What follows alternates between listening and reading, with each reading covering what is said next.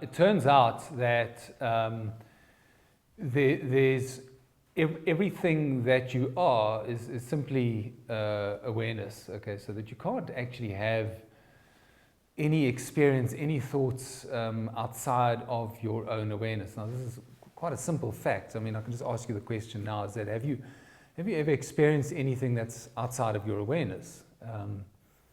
The next question is, can you experience something that's outside of your awareness? And the answer to that question has to be no. There's no chance that you can experience anything outside of your own awareness. But our world culture is built on a materialist orientation that says there are actually things out there. There's a thing called matter, and that this matter has kind of meaning in its own right.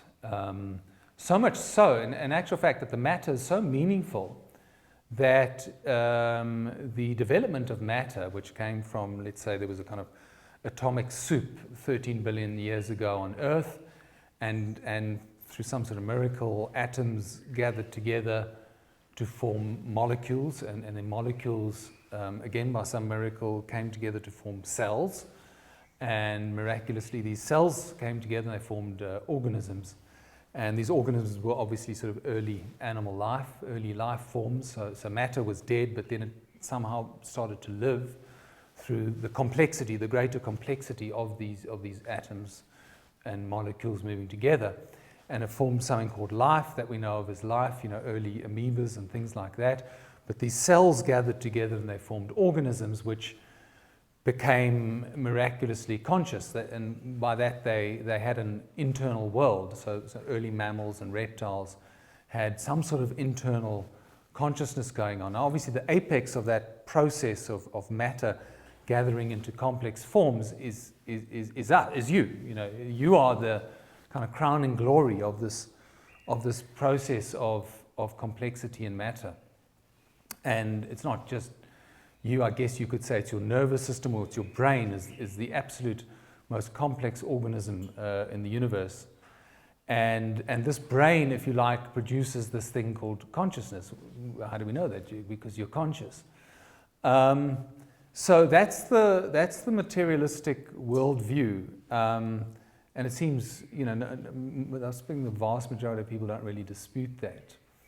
And yet, the non-dualistic perspective says, well, no one's actually ever engaged and found anything called matter. All we came across was our own mind. Every time we try to look, we see, for example, a tree, and we say, well, I'm just seeing that tree, so I'm going to go a bit closer, and I'm going to touch the tree, and then you touch it, and then I'm going to take a leaf off, I'm going to taste that tree, I'm really going to get to know that this is a tree. But no matter what we do, no matter how close and how much we want to affirm that this is indeed a tree, we're always engaging with the limits of our own body-mind. It's always interpreting that tree through our own sensations, our own perceptions. And we never get to see the tree. All we get is our own mind, and essentially, in the negative worldview, it's kind of almost solipsistic. We're actually stuck. We're in a kind of prison of this mind, and we can't get out. As I asked you before, can you experience anything outside of your awareness? The answer is no, you can't, and therefore you're stuck in this prison of your mind with these five sensations that you have. The five senses. Touch, taste, sight, sound, etc. And then there's your thoughts, and then there's your feelings, and you're locked in this mind. So the non-dualistic sages, if you like, maybe Ramana Maharshi was the kind of crowning achievement in terms of that philosophy, would be that you try and investigate, and instead of trying to sort of like a scientist investigates the world. Now, interestingly, of course, the cutting edge of science has got us to quantum physics, which, surprise, surprise, says, well, the best we can kind of, when we kind of really penetrate deep into matter, the best we get is a probability equation, you know, and we can't really divorce the observer from that probability equation. So it's almost like, even by looking deeply, even with our best scientific knowledge and instruments and technology, the more we go into this thing called matter, it's almost like we come all the way back to what the mystics were saying, and that everything is but conscious awareness. There isn't everything. That is the stuff, that is the very stuff of reality, is conscious awareness. There is no other reality. And there is no sort of observer and observed. There is only this field of conscious awareness. The psychological implications as well are potentially freeing, because I find it interesting actually that 2011 Yuval Noah Harari published a book called Sapiens, and I'm sure many of you read Sapiens. It was a very, very, very popular book. It was on Obama's reading list. It was, you know, hailed by many leading figures and influential figures. But one of the key themes of that book is the fiction of the separate self. Now, I don't know if people actually got that. They read this like sweep of history, but Yuval Noah Harari really undermined this idea of separate self. And he said there's no psychological or psychiatric evidence or neurological evidence, and there's no evidence, full stop, of these things called sort of individual personalities. And therefore, we've based our whole sort of liberal humanist system on the idea of these separate selves with kind of, you know, inherent dignity, but they don't exist, you know. And never mind him making that sort of quite radical spiritual claim, the book was still highly successful, but I don't think many people got that. And indeed, I just want to read you a quote from him. He said, and here's another interesting thing about him, is that he said he couldn't have written that book had he not been a Vipassana meditator. Vipassana is a very intense form of yoga where you feel very deeply into the sensations that arise in your body, and you start to kind of de-link your sort of personal attachment to what's actually going on in your body. And it was founded by a Burmese Indian called S.N. Gunka, to whom Harari dedicated at least one of his books to. And Harari said that 99% of what goes on in our mind is just stories. Okay, well, stop. He was being literal there. He wasn't sort of figuratively. He mean literally 99% of what goes on. And so Harari's kind of innovation, and I think this is really, really profound. It's a really interesting innovation to take this kind of viewpoint of the fiction of the separate self. And just by the way, I know people talk of ego. Ego's included in the separate self. So separate self would include intellect and ego and memory, etc. So to take that and kind of give it a kind of macro and then look back on history via that. And he said, this is also true of history. Most people get overwhelmed. It's true of history that 99% is fiction. Most people get overwhelmed by the religious stories, by the nationalist stories, by the economic stories of the day, and they take these stories to be reality.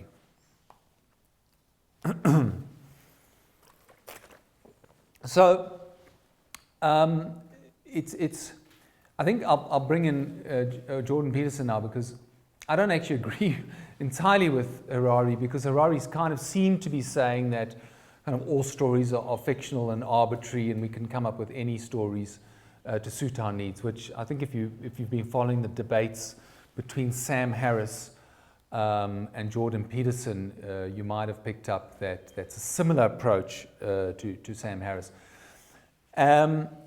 What's important here is that it gets quite interesting, because we've got our brains split between right brain and left brain.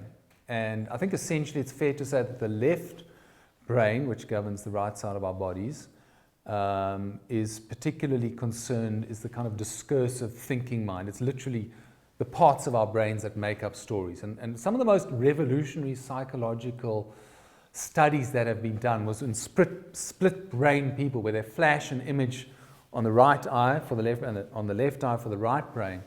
And cut a long story short, they prove conclusively, when they flash an image and then ask a person to explain why they chose to link that image to another image, that the left brain retroactively makes up stories to justify instinctual decisions.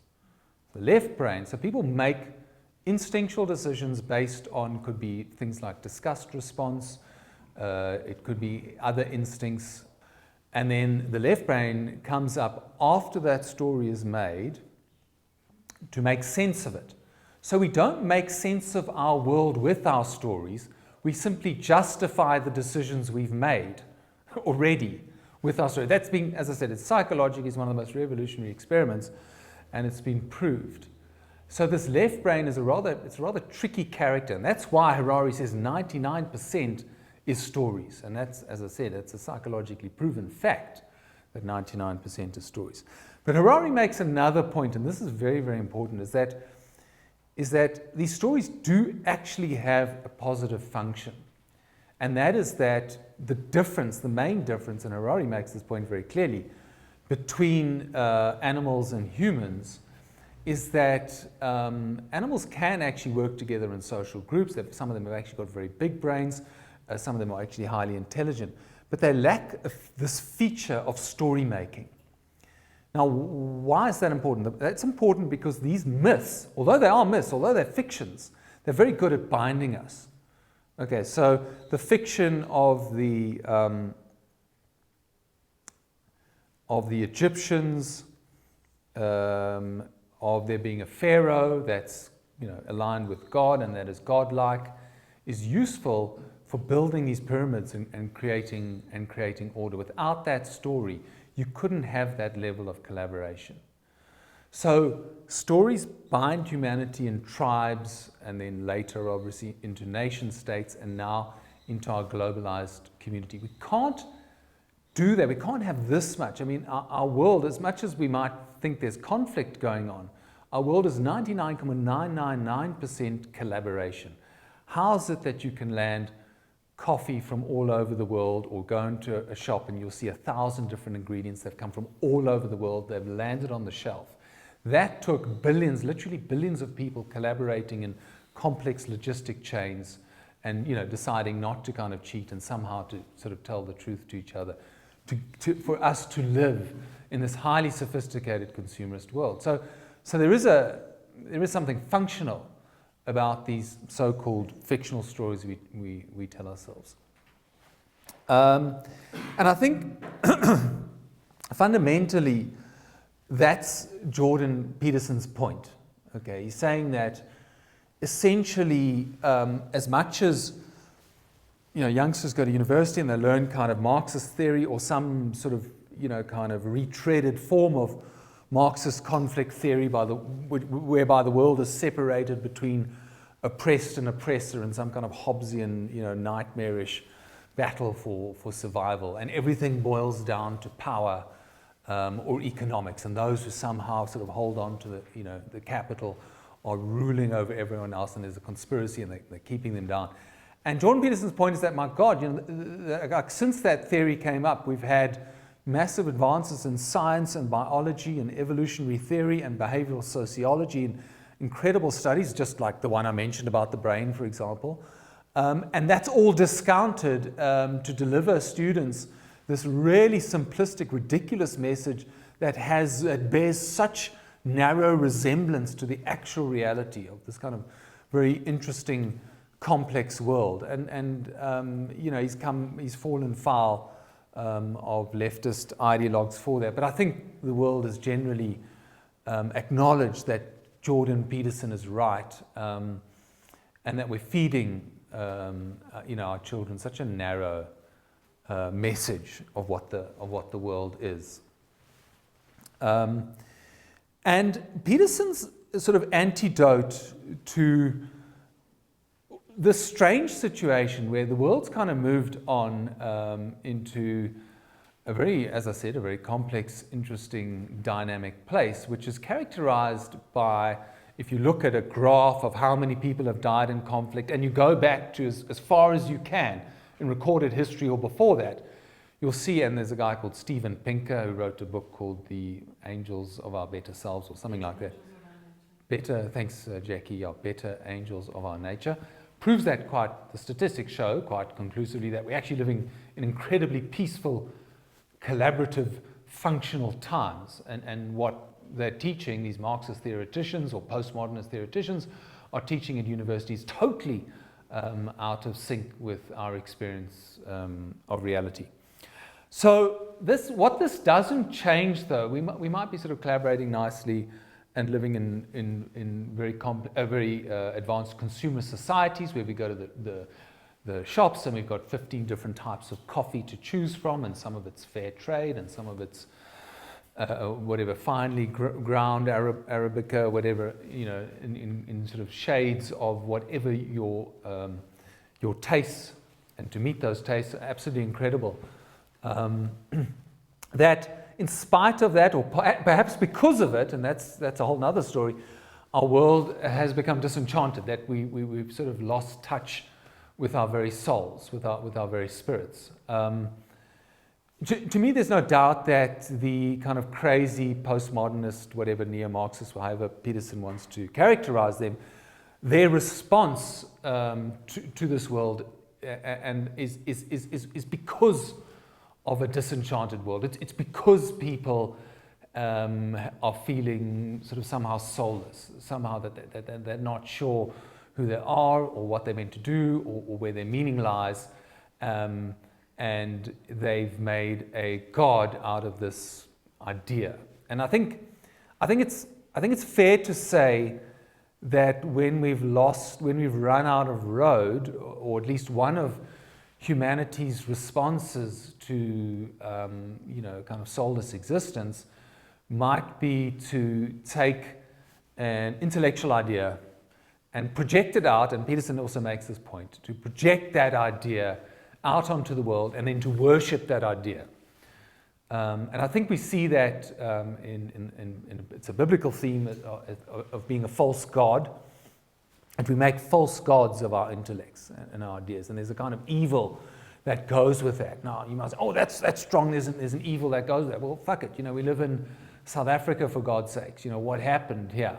Well, what happened was that we had these Afrikaner nationalist ideologues. Okay, now let's go back to our left brain versus right brain. Well, they simply had a disgust response to people who were black. They just, in their bones, and it's actually quite a normal thing that we're actually kind of, in some ways, hardwired to have some, and differently. Here's another interesting thing. Like, conservatives have a more sensitive disgust response. So they're more likely to be disgusted by things than liberals. Liberals tend to be more open and less disgusted. Okay, so disgust is actually closely related, and disgust is a biological protection mechanism to stop us from eating things that could carry germs and bacteria and destroy us. So it's actually a useful kind of survival mechanism. But when it's applied in a political sense, it's obviously clearly dangerous. So.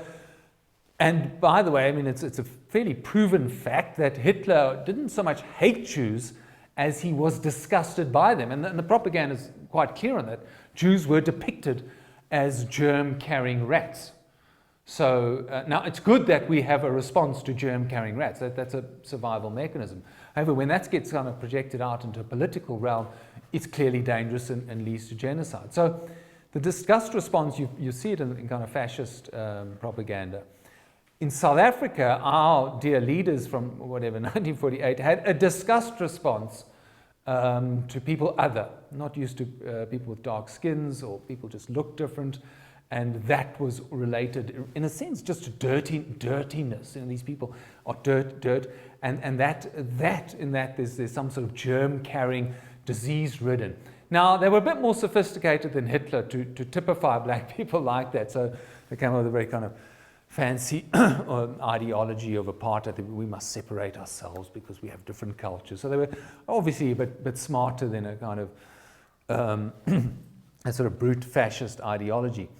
But I have no doubt in my mind if Woods had just had more sort of physical contact with black people and kind of grown up, or D.F. Milan or these early ideologues, just grown up and touched as a child, played with, and felt and close up. Oh my God, well, they're actually just people with a different sort of outer layer to us, and there's nothing to be disgusted about.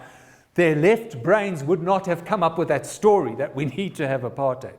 We need to be careful. I think, you know, one of Jordan Peterson's points is that we need to be careful about these very powerful intellects of ours. They're just as likely to lead us down the wrong way as they are the right way. And part of Jordan Peterson's kind of antidote to that is to sort of to go back to some traditional values. So you can see he does a lot of the Bible stories, and he argues that there is kind of intrinsic value in our Old Testament biblical stories, that it's not just what Sam Harris is saying, that it's just people kind of arbitrarily make up stories so they can oppress and whatever it is, that there's something that these stories have some intrinsic kind of enchantment and value, and that we throw them out at our peril. And Peterson is heavily influenced by Nietzsche. In fact, Jung is heavily influenced by Nietzsche, and Peterson's heavily influenced by Jung and Nietzsche. And Nietzsche's primary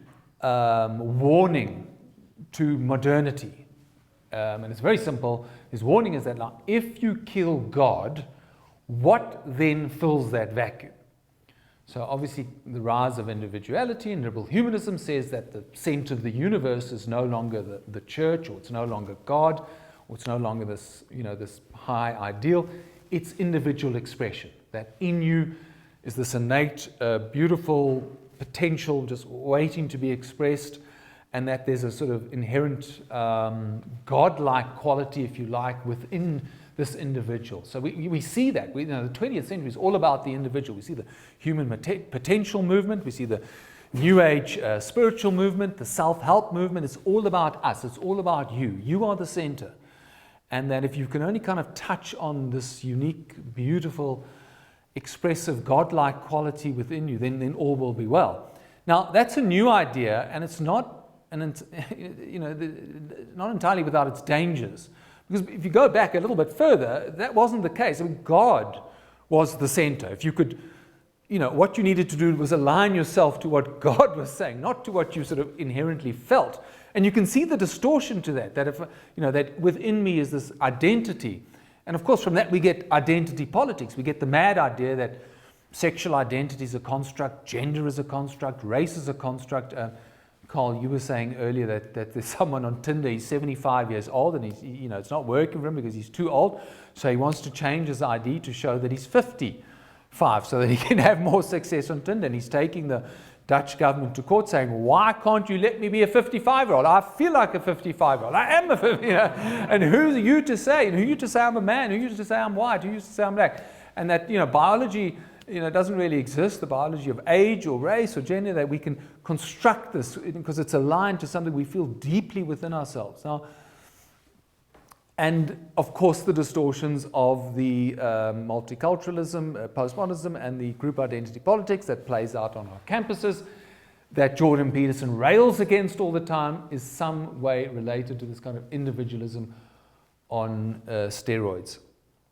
So the problem is that Peterson wants to go, in some ways, wants to revive traditional values. He says we can't throw out, Nietzsche had a point, we can't just sort of throw out these traditional values of whatever it be. It could be conformity, it could be nobility.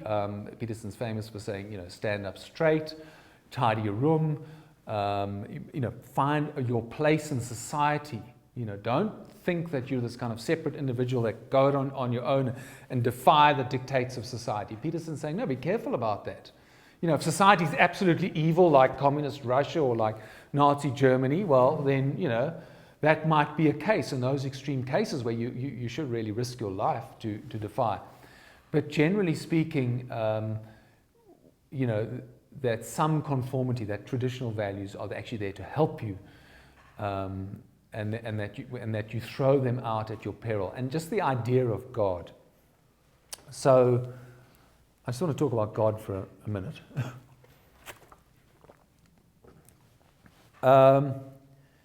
Because I think if there's one thing that our society is uncomfortable about, it's like we can talk about anything. You know, we're talking about flipping sex and sexual orientation, and you can be gay, and you can be trans, and you can be this, you can be that, and we're incredibly open in our society, and we get to talk about all sorts of stuff, but you like go to a nice dinner party and you're surrounded by intelligent professional people, and you bring up the subject of God, and there's hushed silence. Don't talk about that. So God's almost like it's like a taboo subject. I was even concerned about bringing it up here in this esteemed company. But I recently went to a 12-step program. Now I went to a 12-step program because I felt that there were clear addictive tendencies that I needed to look at. And what struck me was that like speaker after speaker invoked God, and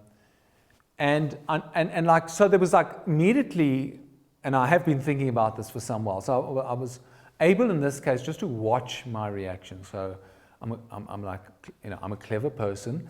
These people are stupid. That's why they talk about God. I don't, because I'm clever. There was clearly that was like partly what I was thinking. And then I stopped. Okay, well, let's see. Before I think I'm so clever, I'm sitting here because I was so clever that I could not, for 30 years, deal with this addictive tendency that created massive pain, suffering in my life and the life of other people. With all my cleverness, I could not deal with it.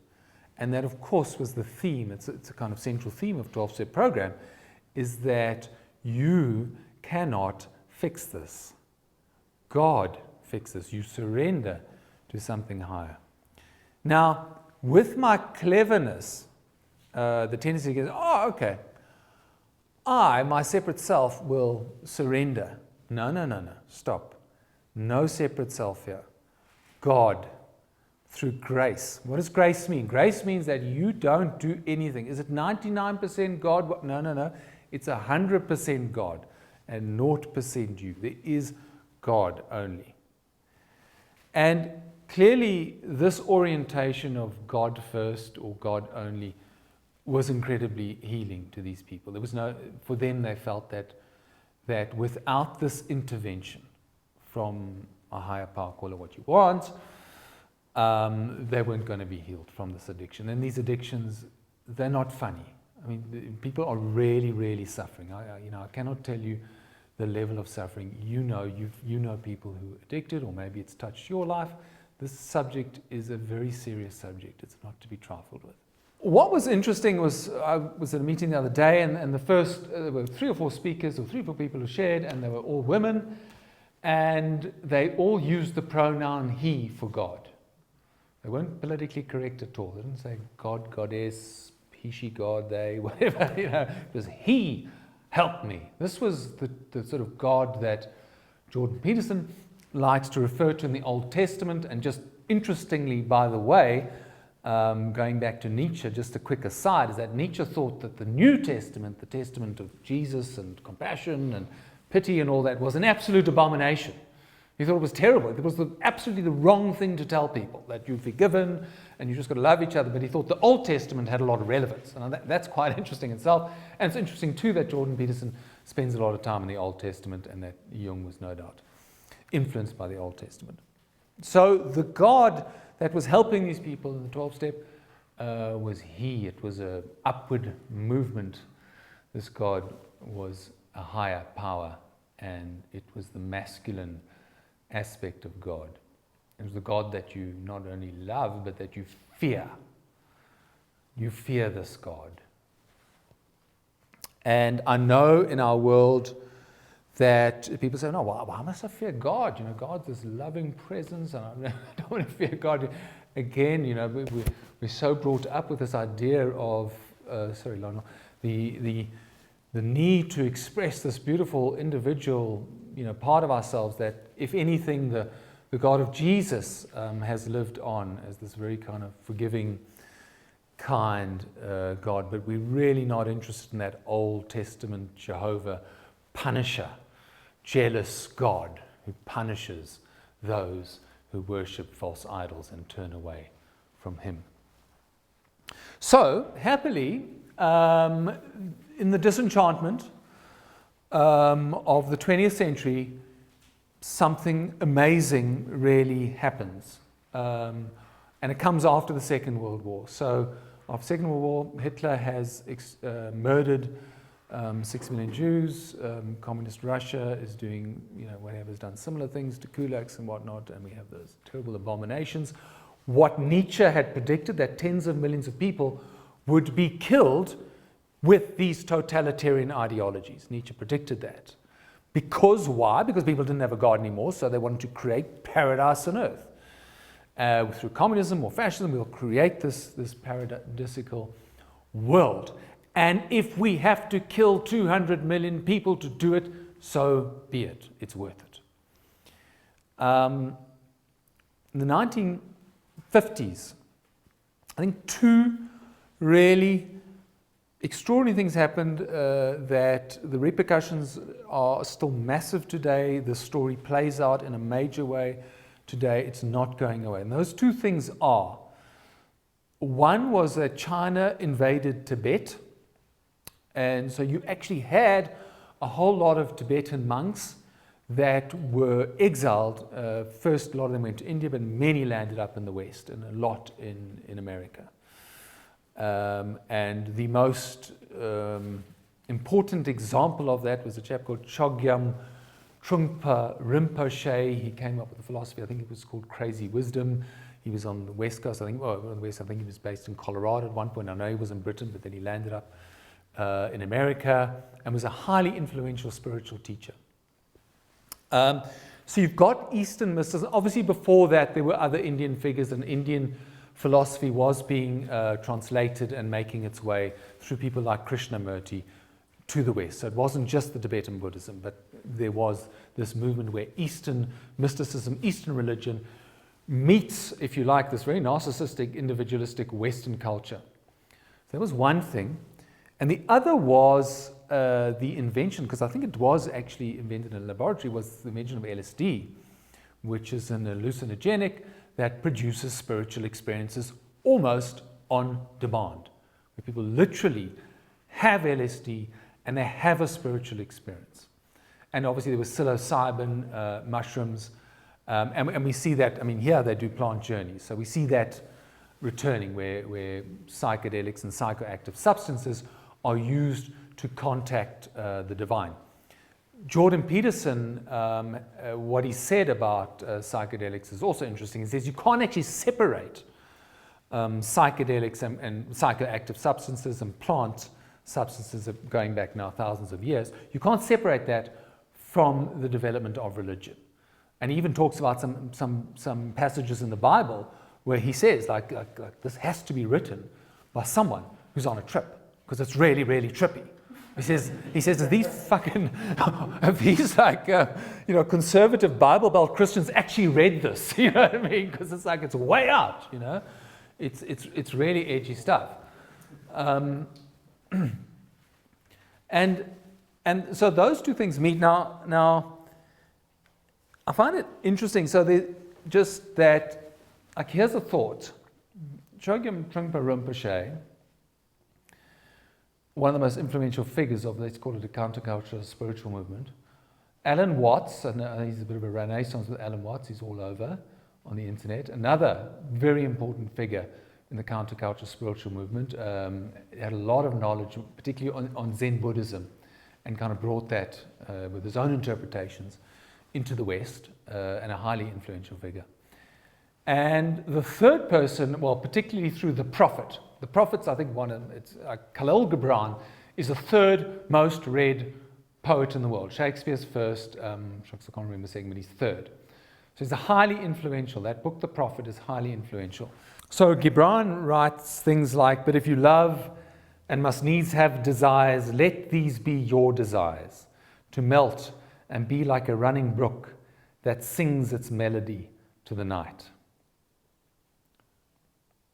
I think it's a beautiful kind of non-dual approach to love, that they're not actually your desires, that the desires simply have their own energy and exist as their own awareness running through the night like a brook.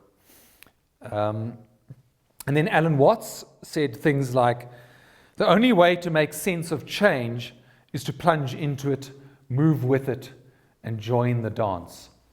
Another beautiful non-dual way of looking at the world, that there's a thing called change. It's not you that's changing, there's just change, and your only resort is to let go and release yourself to this force called change. And then he also said, trying to define yourself is like trying to bite your own teeth.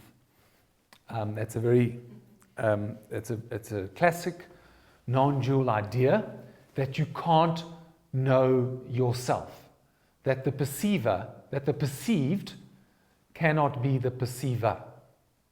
Okay, the perceived, what you are looking at, cannot be the thing that's looking. So if I can look at a thought, oh, there's a thought going in my mind, then that thought cannot be who I am. Okay, and if the thought, and when we discover that everything about who I think I am, everything about Angus, all the things that I try to do to aggrandize myself or to defend myself, make myself look good, etc., they are just thoughts, they are just activities in the mind. So that cannot be my identity. That's a very classic non-dual idea, that my identity is really something that is unbounded. It's this unbounded awareness that exists beyond me and is connected to everyone, and that there is only one infinite awareness, and there is no me to look out of. And then Chogyam Trungpa Rinpoche said things like, enlightenment is ego's ultimate disappointment. If you've ever chased enlightenment, as I have, you'll know that as a fact. Okay. So, because your ego chases it, because why? Because for me, I'm unhappy, I'm suffering, I want happiness, I want release, I don't want to be addicted, I don't want to be in pain, I don't want to be bored. So if I have this state, then all my problems will be solved. I get to the state and I find, shit, there wasn't a me to have these problems resolved. And that's a big problem, because even if I succeed and I go, this is an amazing state, wow, so it actually exists, in that territory of enlightenment, the self plants a flag and says, look what you've achieved. So this problem plays out for spiritual seekers relentlessly, and I can tell you that 99% of spiritual seekers fall on this problem. Okay. Here's another one from Rinpoche. Hold the sadness, this is a lovely one. Hold the sadness and pain of samsara in your heart, and at the same time, the power and vision of the great eastern sun. Then the warrior can make a proper cup of tea. So there's no doubt that these three men were beautiful poets, perhaps beautiful spirits too. However, Chogyam Trungpa Rinpoche and Khalil Gibran both died of liver cirrhosis at the age of 48. They drank themselves to death. Alan Watts died at the age of 58 and also alcohol related. That's a bit more controversial, but his friends were very worried about his drinking just before he died, and he was only 58 when he died. So, this was our answer in a way. You know, I think it was fair to say that this kind of Eastern mysticism and these LSD trips were going to save us from the disenchantment that we could have. We could have this beautiful individual self expressing, and we didn't have to have all that Old Testament stuff telling us, no, you're wrong, and you can't do this, and you can't do that, and you must worship this really jealous, terrible Old Testament patriarchal God. And you can have it all. In a sense, you can have both. And I think the evidence for that is that that's not absolutely clear that we can have both. So instead we got Jordan Peterson, as our prophet, who's really like, he's really negative actually, you know, and he keeps saying, like he says, like, I don't understand this. Like I tell people like to take responsibility, that they're not nearly as clever as they think they are. They're not nearly as good as they think. They're actually pretty terrible. That if they were at a Nazi, they were one of the guards, they would have acted just the same, and they would have murdered and tortured people. And you're just fucking terrible, actually. You know, you've just got you're awful, and the best you can do is just like keep your head down and just try hard, you know, and just get back in your box. So and he says, I can't believe it, because I just get like tens of thousands of people coming to my lectures and on my YouTube, and people just can't get enough of this message. and we ask him why, and he says, well, because I think they've been so inflated by this sort of new age, you know, human potential, that you can be anything you want. I think they've got really like disillusioned with that, so they've now come to me who says, you know, get back in your box. So Ken Wilber, I know, has written a book, I think it's Religion for a New Age or something like that. So what is the way forward out of this? And I think there needs to be, I mean, I recently came across, Jackie, you put me onto, there's a writer called Christopher Wallace who's written books. He's a Sanskrit expert and has interpreted some of it's called Shaiva Tantrism or Kashmiri Tantrism, because this particular philosophy reached its apex 1,000 years ago in the Kashmir Valley. And it's Shaiva Tantrism, I think Shaiva as in Shiva, and Tantrism as in, has its roots in the shamanic, there you go, plant medicine journeys that go into the earth.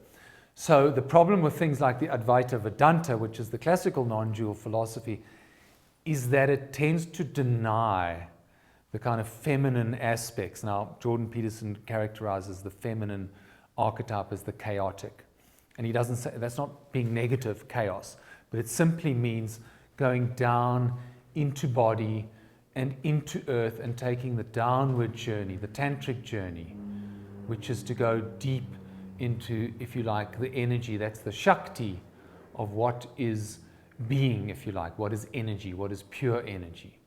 Okay, and then Shiva is the consciousness in which all this pure energy arises.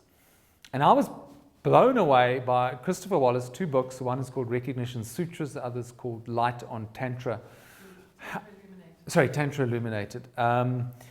Which provide like a theology, philosophy of consciousness. And it is a bit like, before Copernicus, people said, well, the earth, the sun goes around the earth. And Copernicus came along and said, no, well, actually, we can prove it, and Galileo, it's the other way around. Now, it's not like people couldn't operate with the philosophy that the sun revolves around the earth. You could actually operate fine. I mean, things worked absolutely fine. So it's not like it's a reorientation, is that we don't find, and I think this is Peterson's point, and I think he's right, it's not like we have to chuck out previous truths. Really, it's developmental.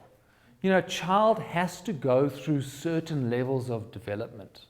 Do we say the child is wrong for believing in Father Christmas? No, that's the development they're at, and it's accepted. We just need to nest that development and transcend it and include it in a greater developmental truth. And it's a bit like this philosophy. It's not like we have to sort of chuck out Old Testament or New Testament. And so I believe that the non-dual idea, which is a consciousness only, or consciousness everything, or consciousness first orientation, and you're going to hear a lot more about this, by the way, after me. You're going to see it on every street corner now, and you won't be able to run away from it. I've planted a seed, so don't worry. It's coming after you, okay? Is in fact, and I've discovered this for myself, there's no doubt about it, this releases some of the kind of stuck conditioning, the addiction, the compulsion, also the kind of consumerist grasping and status anxiety grasping of our age, and the alienation and the idea that we have to be someone, that this individualism has placed on us such a burden, because if I'm not measuring up to the images that I see, whatever it is on TV, on Facebook and all that, that I'm deeply flawed and I'm a terrible failure. You know, what an awful, this sort of celebrity obsession that we have, that we make ourselves feel so bad. And I see this, we see it, there's a disease of lack of self-worth. And even I come across people who I think they're incredibly accomplished. I mean, like amazingly accomplished. You know, build a plane and fly it around the world and do a factory and then make the planes and then sell them. And this person suffers from a deep lack of self-worth. Still, they're not good enough. Still, they're not good enough. So there's something disease-like, parasitic-like about the separate self that creates so much suffering. And I see that in the 12-step program as well. And I see it even in people who aren't outright addicts, that there's something still addictive about and pathological, essentially, about the separate self. And I hope Jordan Peterson can find some of the non-dual thinking and integrate that, because I think that people aren't quite buying the, you know, go back to the Jehovah, Yahweh, God, and punish, and all. They're just like Sam Harris, no. And interestingly, just by the way, Sam Harris sat at the feet of a chap called Pathology, who himself was a disciple of the greatest, like, non-dual sage, Ramana Maharshi. So Sam Harris is also kind of interestingly sort of steeped in this non-dual philosophy. He doesn't kind of talk about it much. Harari, the most influential book. So it's coming at us. This philosophy is coming at us in different ways. And I'm seeing some resolution away from postmodernist pathology. And I think it is a pathology. I think it is a disease, this idea that everything's a construct. And we, in these kind of groups, oppressive, it's a fucking disease. It's awful. It's terrible. It needs to stop. However, people are also lost. Children are lost. Our young people are lost. They don't know where to go. Life is full of surfaces. It's meaningless. It's narcissistic. We keep looking into the mirror and we just see ourselves back. I heard this put actually very beautifully and hauntingly by, I can't remember who it was, one of these sort of whatever New Age philosopher types. And he said, you know, pornography, look at pornography. We're at a screen. We're interacting with the screen and we're having our fun. And then it ends, we turn it off, and what do we see? We see ourselves reflected back at us. And I think that's about the most compelling metaphor for our age that I can imagine. Thank you.